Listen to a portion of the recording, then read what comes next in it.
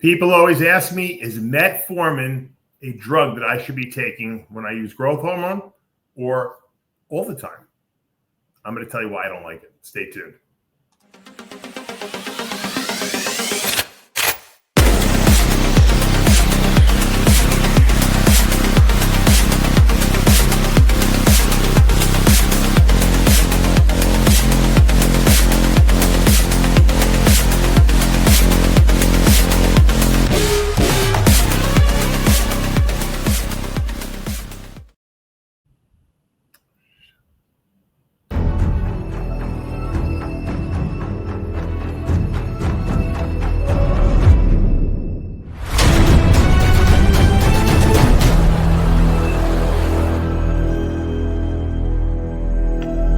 I created Species Nutrition with one mission in mind: to provide bodybuilders and serious athletes with no-nonsense supplements that work. I put my name and reputation on every bottle of Species Nutrition products. If you want to be your absolute best, join the evolution.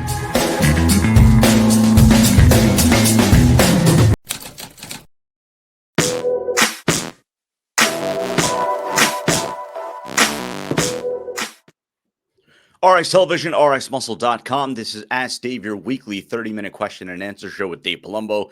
Whatever is on your mind, be it bodybuilding or non-bodybuilding, this is your forum to ask Dave anything from diet, training, supplementation, anything and everything going on in and outside the bodybuilding world. We go right into the questions. The first two questions on the show from the Dave Palumbo Experience app. First question: how would you go about the last day pre-competition and competition day with water and salt manipulation without using diuretics, taking into consideration that the person is in good shape?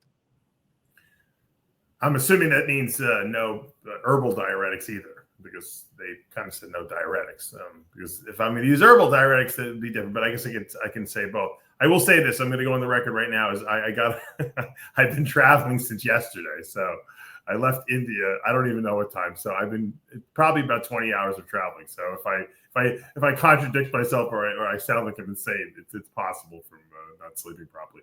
But getting to the question, I don't ever cut sodium in the diet. Matter of fact, I keep sodium pretty high if I think that people are not eating enough to stay hydrated and become desensitized to sodium. And I've said this before. There's a hormone in the body called aldosterone. It's produced from your adrenal glands. Aldosterone's job is to reabsorb sodium in water. The water comes and follows the sodium. The only reason why you would have high aldosterone in your body, okay, assuming you don't have a disease, would be because you're not eating enough salt. So if you don't consume enough sodium in your diet, your body says, we need more, because remember, sodium is what holds fluid in the body. It keeps the balance between potassium and sodium. That's what creates membrane potentials. It helps with muscle contraction. It does a million different things. You have to have enough sodium in your body. And as you know, when you're sodium deficient, you sometimes are really flat too. So that balance of water inside and outside the muscle is dependent on sodium. So if you don't have enough sodium in your body, what your body does is it releases aldosterone. And aldosterone then makes you retain everything, every little morsel of sodium that you consume, along with water. If your aldosterone is low because you eat a lot of sodium on a regular basis, okay, because then there would be no reason to have aldosterone present, because your body has more than enough coming in. Then if you decide to cut sodium, or you decide to try to get rid of excess water that you might be holding, it goes away real easy. But if you're fighting high aldosterone, okay, it's going to make it a lot harder. That's why people who don't eat salt their whole diet, sometime at the end, have trouble losing water. So that was a long way of saying don't cut sodium. So I keep sodium in, I keep water levels normal. I saw a great reel on Instagram. I should have saved it and played it for you guys, but it was by a doctor who says that people drink too much water. I love it. He goes, I hate seeing these people carrying around that jug of water, thinking that they're burning fat, with water. Too much water is no good. And I've been saying this for a long time, because when you drink too much water, you water down your electrolytes, meaning you water down the potassium and sodium in the body. Okay, so it makes you flush all that out. And that creates the same scenario. You raise aldosterone levels again. So don't overdrink when you're dieting. Drink when you're thirsty. Now, if you happen to be a person who forgets to drink all day long, that's a different story. But I see bodybuilders force drinking. You don't have to force drink. You should not do that. In fact, once again, because you mess your electrolytes up. So don't overdrink. Continue to keep drinking the same. Keep sodium the same. The last day before the show, depending on how you look, if you're dry and you're hard, I don't cut sodium at all that last day. If, however, I feel like you're holding some water, I might cut back the sodium that you're putting on your food, especially if you're not going to use a diuretic. If you're not going to use a diuretic, it's probably a good idea to at least cut sodium in half. If you need it more than that, then you do it more than that. It really is going to depend on how dry you are. Carbing up doesn't make you hold water necessarily, but the propensity is there. In other words, if your aldosterone is high and you're carbing up at the same time, you're going to hold more water. If aldosterone is low because you're eating sodium on a regular basis and you haven't, alerted your body as to what you're doing, then just cutting sodium that last day, that Friday before a Saturday morning show should be enough to flush out all the sodium you have in your body and the excess water. And then what you do is, probably around 6 p.m., I would say, which is a little earlier than normal, but since you're not using a diuretic, at 6 p.m., I would stop drinking and I would just go to sips and take that through the night into the next morning. That's how I would do it. If you can use an herbal diuretic, you could take 800 milligrams of uva ursi herb with every meal on Friday, but that's taking a diuretic essentially. So without the diuretic, just cut some sodium and stop drinking a little earlier than we normally would, and that usually solves the problem right there. Second question, again, these first two questions from the Dave Palumbo Experience app. What can I do to mitigate the water retention while on HGH so that my knees don't hurt so bad? Yeah, I don't think first of all, these two questions are from the Dave Palumbo Experience app, which is an app you can download from your Android store or the iTunes store. It's $29 a month. You get Dave Palumbo me as your coach in your back pocket. You get access to all my writings, all my videos I've done over the years. And we do a Q&A in an open forum of every person on the app. So all app members can ask me questions. I'll answer them in an open forum so everyone sees all the questions and the answers. Good learning experience. I also do a Q&A video separate from Ask Dave, exclusively for the app members every single week. So you get an extra Q&A video. You have all my cycles and diets in the app. It's a tremendous, tremendous library of information that's continuously growing on a weekly basis. So I want to thank everyone for supporting it. Check it out. It's a great gift to get for someone if you're trying to think of a nice little gift. If you can't afford coaching, it's also another way to get all your questions answered by me. Getting back to the question, what was the question? Water retention from GH. Yeah, water. While on HGH. I don't believe that the joint pain some people get from GH is from water retention, unless it's like sometimes people in the lower leg that they'll get that right around their shin, they'll get that really tight feeling. Sometimes it almost feels like they're being electrocuted. That's from fluid retention. But like if your knee is hurting or your elbow joint or your shoulder, that is not from GH. If anything, GH is going to make your joints feel better. It's not going to make it feel worse. Sometimes people get like growing pains, like sometimes their wisdom teeth will move around because GH does that, or sometimes maybe knees might be a little painful, but that's from the growth hormone. It's not from the fluid retention. Whenever I hear people tell me about side effects they get from GH, whether it be some pain in joints or like tingling fingers or toes that are going numb all the time, it's usually because you started with too much GH initially. Dr. Todd Lee and I discussed this as well.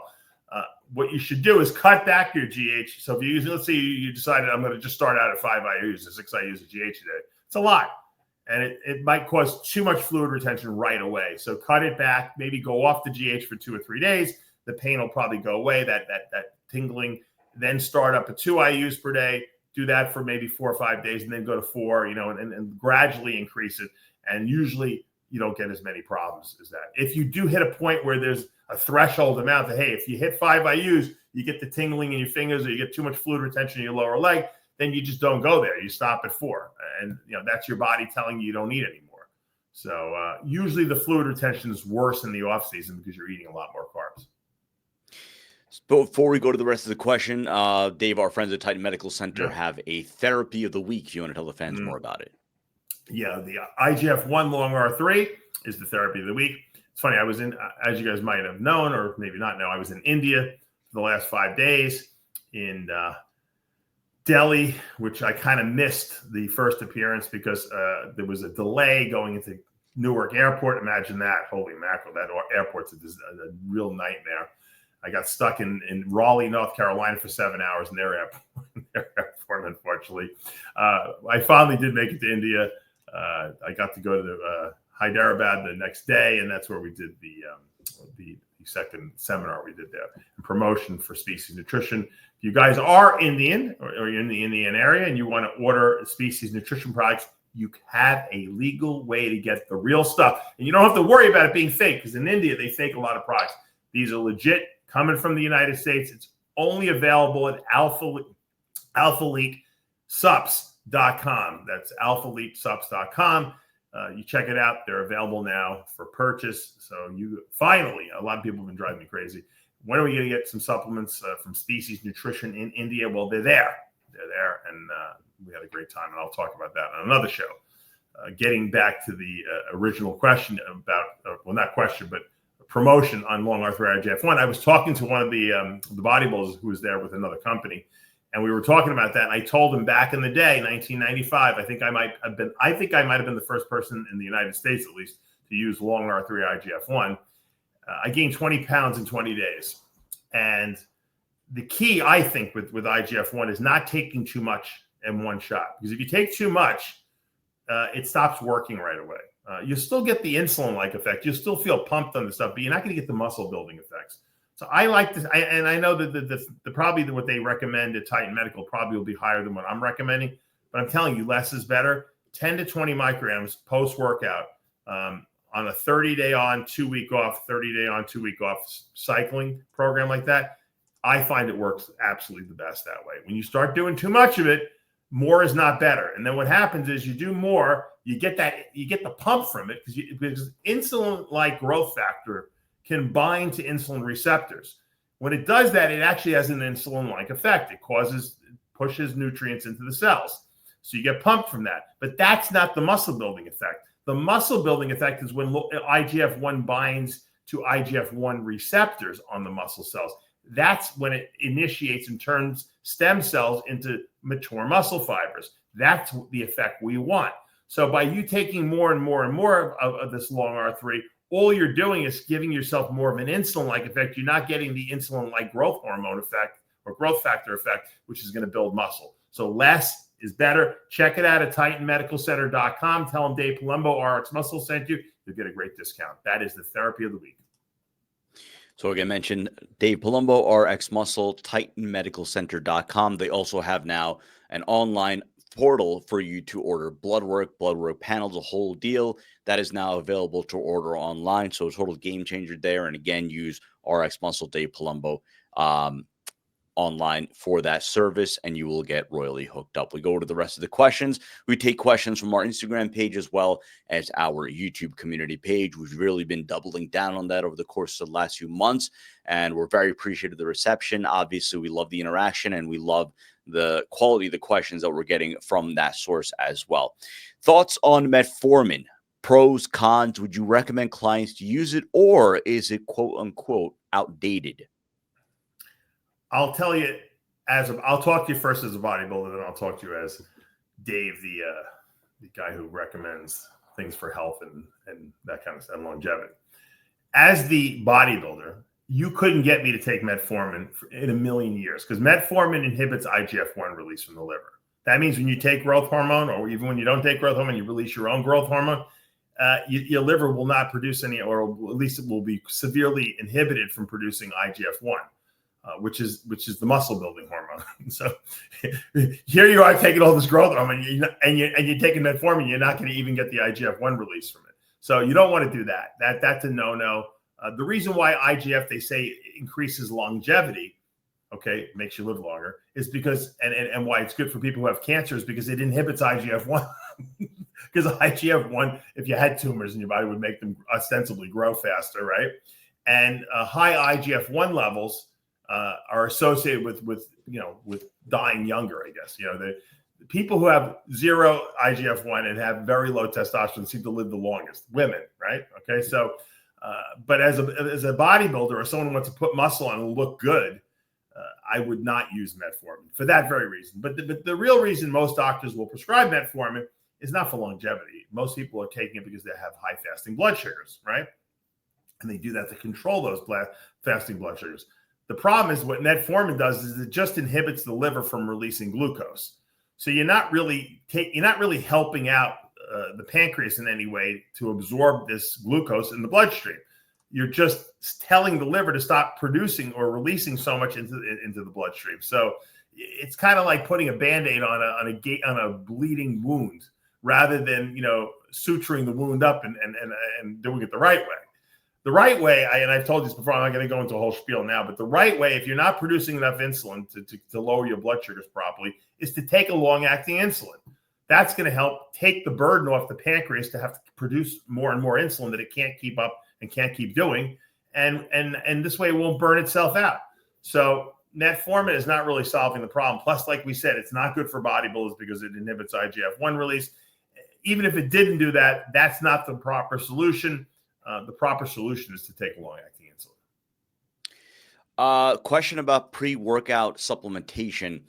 Do they have a direct impact on your training as far as ingredient X, Y helps the body, or are they really more of a placebo thing? If they do serve an actual benefit, what are the key ingredients one should look for when getting a pre-workout supplement? Yeah, pre-workouts are what I call luxury items. They're not necessary.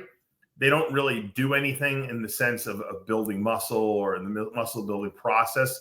However, a good pre-workout, by the way, I might as well give us a shameless plug. The Stimulize Max, the new formula, is coming out. A lot of people have been asking about it. Probably in the next month or so, we'll have that. But a good pre-workout will have three components to it. One is going to, increase the pump. Usually people use a nice high dose of citrulline. That increases blood flow. So it dilates the vessels, you get a better pump. So, theoretically, if you have a better pump in the gym and you have a better delivery of blood to the muscles, you're going to get a better workout. How much better? It's not really quantifiable, but you might get a few extra reps out, a few extra pounds. The second component of a good pre-workout is the endurance component of it. And that is pretty much on all, everyone uses beta-alanine or some form of beta-alanine. What beta-alanine does is it neutralizes the acidity inside the muscle cell. So, when you work out, you produce lactic acid. Well, as that acid builds up, what does it create? A burning sensation, because that's what acid does. It burns the tissue. And what the beta-alanine does is it neutralizes that. Beta-alanine gets converted to carnosine, not carnitine, carnosine. And carnosine helps neutralize acidity in the cells. So it allows you to train harder and longer. So you get that endurance effect. And then the third component of a good pre-workout is mental focus. And that doesn't mean just put 800 milligrams of caffeine in there, because that's just going to wreak havoc on your body and create tremendous cortisol release. It's to put a little caffeine in there, like we do with the Stimulize product, but then combine it with some nootropics that are going to make you feel good, put you in a good mood, make you want to train and go to the gym. So in that sense, if you address those three components, endurance, pump, and mental focus, you're going to get a better workout more than likely. Okay. And better workouts yield, theoretically better, muscular results, assuming you're eating properly and you're doing everything else right. So while it's not necessary a pre-workout, it definitely helps. The problem is that people buy pre-workouts before they do get the ingredients that are necessary, like a good multivitamin, multimineral, or a good essential fatty acid supplement, or a good fiber supplement. Those are the first three you should use. That's why when people ask me which products of yours, Dave, do you recommend, I always say V-mineralize, omega-lize, fiberlize. After that, everything is a luxury item. Then you see what you got money for. You want to buy a pre-workout, you get a pre-workout. You want to buy a good protein powder because you don't want to cook all day long, you get a protein powder. But everything after those three products is a luxury item, as far as I'm concerned. So get those three first and then think about what you want to use. But once again, the pre-workout definitely helps. And I find that if you use it sparingly, it works better. I know guys that use the pre-workout every day, even when they don't work out, because they like the mental focus aspect. They like the stimulant part of it. But that's a mistake because your body gets used to it. So I would recommend saving the pre-workout just for your tough workouts, probably back, legs, maybe chest. I don't know. Just whatever you find to be the most challenging workouts, use it on those days and maybe save it, only for those days. I think you'll see the effectiveness be a lot more. When does the anti-estrogenic effects of EQ kick in? If I do a high dose of tests with EQ, Will the EQ saturation still be 8 to 12 weeks long? And will the AI effects be immediate or when it's fully saturated? I know blood work is essential to know, but have you seen from your personal and client anecdotes? I have to tell you guys, I don't think EQ is an aromatase inhibitor. It's not an estrogen blocker. Never seen it. I know that there's some anecdotal evidence to suggest that, and I've seen some people talk about it. Masteron, we know, blocks estrogen receptors. It's not an aromatase inhibitor. It doesn't inhibit the conversion of testosterone to estrogen. Masteron actually blocks the estrogen receptors, very similar to the way Nolvadex does. And that's why it gives a nice hardening effect at the end. I don't think EQ does that at all. I notice it. I don't notice that when I used to take EQ with testosterone, I didn't notice that my estrogen levels were any lower than if I didn't take EQ. So I'm just not buying that. So I'm not gonna go along with that little old wives' tale at all. Question about Esiclene. I guess your direct thoughts on Esiclene, your knowledge on Esiclene. Jay Cutler mentioned on his podcast that he used 4 amps in his biceps at the 2003 Ironman. So your thoughts on Esiclene? I had really good access to it back in the 90s when it was available. They stopped making it at some point, and I had a lot of it, I know, at one point. I find that it works better on guys who already have good arms, if that makes sense, because what it does is it causes a little bit of swelling, and it just makes the muscle look a little fuller. Guys use Nolotol now, and it has a very similar effect. The problem is if you don't have enough muscle in your arms, it's not going to make the muscle there look bigger. It's just going to enhance what you have.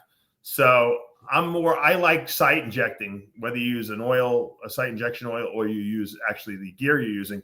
I prefer that for guys that need more arm size. Whereas guys that I don't want to say names because I don't know if these people used it or not, but I guess Flex Wheeler admitted to using Esiclene back in his day. He used a lot of it too. His muscles were so round that when he put the Esiclene into the muscle, it made them look rounder and more freaky. But guys that just don't have good arms, when I would see them do Esiclene, it would look worse because they would get swelled up. They would lose some of the hardness in the muscle sometimes, and it didn't make the arms look any bigger. So I noticed the same thing. I didn't notice that it did anything for me whatsoever. I found that like Synthol worked a lot better for me, like just to volumize the muscle more. So you got to kind of know what your genetics are. It's not available anymore anyway, but if it were, I would say that the genetically gifted should use it, and the guys that are not so genetically gifted might want to stick with site injections.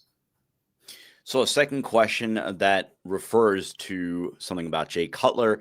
How early is it to be, or how early is too early, I guess, to be in contest shape? I've heard stories from Chris Aceto stating that Jay would be ready 8 weeks out, and if he could hold the look until show day. And those iconic black and white photos of Dorian were from 8 weeks out, and he looked like he could compete the next day. Yeah, I don't think Dorian was in shape to compete in those pictures, but he was close. I mean, but I like to get people in shape early and then feed them. I have a female client of mine that was ready probably 6 weeks out, and I was giving her burgers and fries like almost every day, and she just got better and better because a lot of times when you're in contest shape, there's two ways you can go. You're in contest shape, and then you keep dieting, thinking you're going to get better and better, and you wind up losing muscle and looking terrible. But if you have a coach who identifies, hey, you're pretty much in contest shape now, I'm going to feed you more. In those situations, a lot of times you add muscle because you're training hard. You're doing a little bit of cardio, and then you're eating and you're getting these cheat meals almost every day or every other day. You actually wind up putting on some size a lot of times in that situation. So I would much rather, as a coach, have my person in shape early rather than, the last minute. The last minute just creates a lot of stress. Now, having said that, if they are in shape early, you have to identify that and then change the protocol. You can't have them doing an hour and a half of cardio if they're in shape already, for the next 6 weeks, because they're going to lose muscle. Likewise, you have to feed them. You have to know when to feed them, if their weight starts dropping too much, because you don't want them to lose muscle as well. So identify and then use it to your advantage. Let me see here. I don't want to ask this one. This one might be a bit ethnicity. Does ethnicity matter when it comes to bodybuilding diet? And I remember we used to talk about this when Big Ramy was on top. I remember we used to have a conversation about like cooking techniques, Mm. oils, and stuff like that. And, stuff like George Farrell would always bring up. Do some ethnicities benefit from a high fat, lower carb diet versus a high carb, low fat? And I mean, I guess the example that I'll bring up is, we talk about hottie, and we often hear about, like, I guess the relevance of Persian food, right? With chicken and rice. I mean, that's essentially the staple diet for them, staple diet for bodybuilders. So do you feel as if, or in your experience, you work with a lot of Indian clients as an example, does ethnicity play any role as far as a bodybuilding diet is concerned? Yes and no. I mean, what I try to do is I try to identify with the bodybuilder I'm working with what foods they burn best. In other words, are they more of a fat burner or are they more of a carb burner? Some guys are very carbohydrate sensitive. You can tell right from I've worked with Indian people that were carb sensitive, and I work with Indian people that were not carb sensitive, that you can feed a ton of food to. I've worked with Middle Eastern guys that are carb sensitive, that you can't give them any carbs, and then guys that you have to feed 1 million grams of carbs to. So everyone's a little different, and that's what makes a good coach, identifying who you're working with. And I don't see it, in other words, within the same populations, like Italian guys, for instance, they don't all respond the same. Just like Middle Eastern guys don't all respond the same, and Indian guys don't respond the same, and Asian guys don't. Everyone's a little different. Every family has their own genetic history. Some people are better, more insulin sensitive. Some people are really insulin resistant, and those are the people you do not want to feed a lot of carbs to. And Chris and I talk about this all the time. Take Akeem Williams. You got to feed the guy like he's a bikini competitor, or he'll never lose any weight. So everyone's body is completely different, and the key is to identify, what it is. If I were to make a generalized statement, however, I would say that most people do better on low carbs than on higher carbs. Are there people that can lose weight on higher carbs? Absolutely. But as a whole, if I was going to make it, like I said, a generalized statement on what diets work the best, low carb or keto diets work the best and most effectively. And most people need it. And I would say 99% of women need it. Women do way better on no carb diets. But having said that, you have to identify who you're working with, because if the person is a great carb burner and they have a super metabolism, to not give them carbs is stupid. I mean, there's no reason to do that to them. So you got to identify who the person is you're working with. Take a couple more questions. This one, I'm glad this was asked because there's been a lot more discussion about c-pap machines and their applications in bodybuilding. This question is specific to the user saying that, well, he's asking if it's worth getting a c-pap despite his sleep apnea test at home not showing enough apneas, but he does have a deviated septum, says he's frequently tired during the course of the week. I've seen some bodybuilders fairly recently talking about, c-pap machines and the kind of impact it's had on not only their quality of sleep, but their overall recovery. So I don't know if that's something that you really looked into, but your thoughts on c-pap machines and their applications for bodybuilders. I know guys that are the most horrendous snorers of all time and who have tremendous apnea. And those people do well on those machines because they're not sleeping at all. What I found, at least with me, is if I sleep just on my back, a lot of times I'll wake up gasping. Sometimes I assume means I get some episodes of apnea. But I have a chiropractic pillow, and it's a pillow that basically has like a dip here with a neck support, and then on the sides of your head, it's like stiff. So if you turn on your side and you lay on the side piece, it supports your head and keeps your neck properly and your airway aligned. So if I sleep on my side, which makes it very comfortable, these pillows to do that, I don't even snore. I don't ever snore. I don't have any problem breathing. If I lay on my back, I'll wake up with the, like occasionally, and I'm not even heavy. It used to happen more when I was obviously like, if you get one of these chiropractic pillows and you sleep on your side, you're going to notice that you don't really have apnea as much. You're going to breathe better. So for people who've been diagnosed with, they don't have enough apnea to get a machine, I think if you got a chiropractic pillow and you slept on your side, you probably would have no problems whatsoever. For the people who, no matter how they sleep, they could be sitting in a chair, they could be laying on their side, on their back, on their stomach, they always snore and they can't breathe and they're always waking up gasping. Those people really need the apnea machines. Take one more question. Question about Ozempic. Will Ozempic help regulate my insulin levels? My hemoglobin A1C was 5.72 in 2023. It's now 5.3. I hear 5.7 is pre-diabetic. My morning glucose is over 100 to 118. It goes below 100 if I fast longer than 13 hours. I have a fast metabolism. I went down to in the 190s. I'm back up to 220 just from eating more frequently, which will raise my A1C again. I need to eat to maintain my muscle. What's wrong with my primary care doctor telling me my A1C has to be over 6.2 before he prescribes it? I do take 8 mg of TRT weekly. Any advice on my A1C will be greatly appreciated. Yeah, unfortunately, these doctors are morons, and they have no understanding of blood sugar or insulin or anything like that. They're like archaic. They're so behind the times. In 10 years, they'll catch up, but right now they're not. And that's why I tell you guys all the time, you got to take your health into your own hands. 6.2 is horrendous. 5.7 is too high.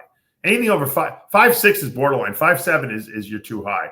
If you're waking up at 118, fasting, that's a problem. Okay. And here's the issue. All right. Because I experienced this at first too. If you have a fast metabolism, okay, and you're in this situation, you want to eat more food because you don't get fat. But yet if you eat too much food, you can't keep your fasting sugars in the right range. So if you starve yourself, you can keep them in the right range. That's no way to live. Okay. There's no reason to have to starve yourself if you have a good metabolism. It's like, here I am. I have this great metabolism. I can't even eat what I want. I can't eat more food if I'm hungry, which is ridiculous. The problem is, and this is why I tell people this, and this guy is the perfect evidence for what I'm telling you. It's not an insulin resistance problem. It's not that his that he doesn't have enough insulin receptors. He can't produce enough insulin. And it's perfect evidence. When he eats less food, he's fine. When he eats more food, his pancreas can't keep up and produce enough insulin. This is like, how a doctor can't see this is so obvious. Bodybuilders eat a shitload of food. Even though we eat clean, we eat a lot more food than the average person does. Thus, the pancreas has a much greater demand on it to produce insulin. As we get older, it starts losing the ability to produce as much insulin. To force it to keep producing more when it can't is ludicrous because it's going to burn out and it's going to die. And then you'll be an insulin dependent diabetic for the rest of your life. So in order to stop that, taking a long-acting insulin will take the burden off the pancreas. It'll also allow you to eat more food. That's why I got a prescription. Luckily, I have a really progressive thinking doctor who wrote me a prescription for a long-acting insulin, 2JO. You take it once a day, and it allows me to eat more food and not have to wake up with a 98 or 100 fasting blood sugar. I wake up at 89 or 85, and then my A1C goes down. I'm in between 5.1 and 5.3, and that's what I want to do. Do I want to starve myself to keep it in that range? No, there's no reason to. My body is telling me, hey, our pancreas can't produce enough insulin. Help me out here. Take a little. You take some testosterone, so give me a little bit of insulin too. And that's why I say this. I challenge someone to come on and debate me on this because it's so obvious as bodybuilders what's going on. Now, if we were not bodybuilders and we were couch potatoes and this would be happening, I would say it's lifestyle. The guy's overweight. He's insulin resistant because he doesn't work out and he doesn't eat right. But we eat perfectly. We train. Exercise is the most important thing to sensitize insulin receptors to make you really insulin receptive. Okay. We do everything that should make us insulin receptive, not insulin resistant, except growth hormone, of course. Yet we can't control blood sugars. Well, it has to be not enough insulin. And that's the answer. And the only answer to fix that the right way is to take insulin. That's going to do for this episode of Ask Dave. Reminder right now on the channel, an all new day in the life of Dave Palumbo. That is live. We released it yesterday, so go check that out. You get a insight into the day-to-day of Dave, between kids, between running a business, going to the gym, and snakes, everything in between. So go check that out live on the channel, as well as an all-new episode of the After Hours podcast, minus Dave. Dave was traveling back from India during that time. We had a bit of a scare with Greg Valentino, but luckily he showed up as well about 20 minutes into the episode. A lot of fun. And then, of course, all-new episode of Heavy Muscle Radio with Chris Aceto's son, Fareed Muhammad Aceto, winning his pro card. So congratulations to him. Again, if you haven't already done so, subscribe below, hit the notification bell. You're not going to miss anything that we have coming up on the show, any format, any video, and of course, loads of content coming up over the course of the next few weeks leading into the Olympia. For Dave Palumbo, I'm Sadiq Faruqi. We'll see you next time.